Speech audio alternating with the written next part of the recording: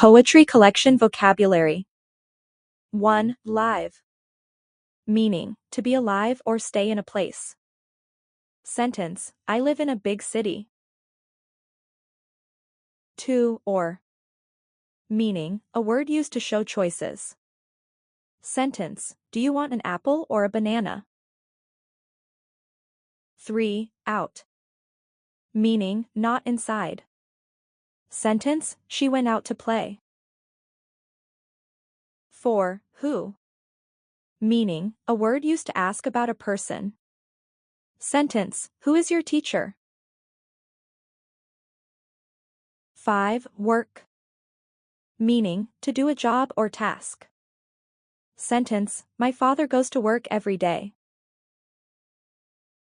6. Decorate. Meaning, to make something look nice. Sentence, we decorate the house for Christmas. 7. Doodle. Meaning, to draw simple pictures. Sentence, she likes to doodle in her notebook. 8. Draw.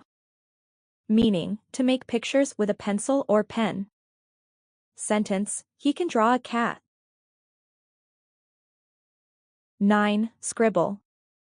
Meaning, to write or draw quickly and carelessly. Sentence, the baby scribbled on the wall.